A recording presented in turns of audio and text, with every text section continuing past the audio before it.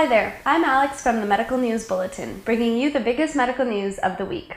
Visit our website, www.medicalnewsbulletin.com, for daily updates.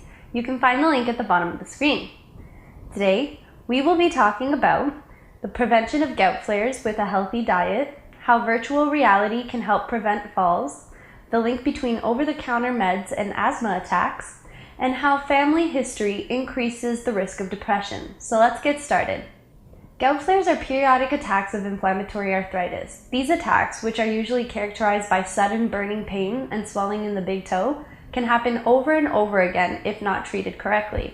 Because gout is caused by an increased level of uric acid in the blood, and a high-salt diet is known to increase blood levels of uric acid, researchers think that an unhealthy diet could influence the occurrence of gout flares. Comparing the DASH diet versus a typical American diet in participants with hypertension, researchers determined that the DASH diet, which is a healthy, low-sodium diet, was actually able to lower blood levels of uric acid by 7%. So it seems that a healthy diet can in fact help prevent gout flares. Virtual reality is popular for gaming, generating images and sounds to make your favorite games seemingly come to life. But it turns out that virtual reality could have more purpose than just for entertainment. A new way to use virtual reality? Hooking it up to a treadmill to help reduce fall risks in the elderly. A motion capture camera records your movements on a treadmill in real time, and a computer-generated simulation is projected on a large screen. The simulation creates challenges and distractions that match your movements. By participating in this virtual reality 3 times a week for 6 months, older adults were able to significantly lower their rate of falls, showing that virtual reality is not just fun and games. Acetaminophen, known as Tylenol, and ibuprofen, which is sold as Advil or Motrin, are go-tos when it comes to fevers and pain in young children.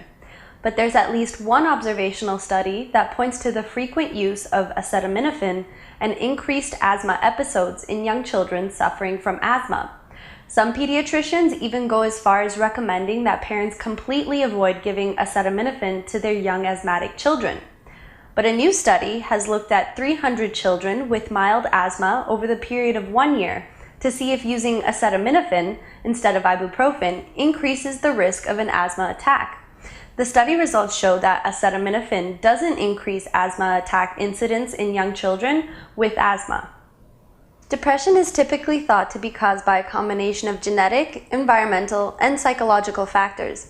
It has been shown that there's an increased risk of depression in individuals whose parents have suffered from major depressive disorder. But now, researchers have found that this risk could actually stem across multiple generations. A new American study has shown that having grandparents who suffered from depression can also increase your risk. Having grandparents with a history of depression can increase your risk of the same disease by 2 times more than if they didn't. If both parents and grandparents had depression, then you are at a 3 times increased risk of developing depression yourself. Researchers suggest that early intervention is key in helping those at risk of developing this mental disorder. That's it for today. Thank you for joining the Medical News Bulletin. We hope you enjoyed hearing about the latest health news.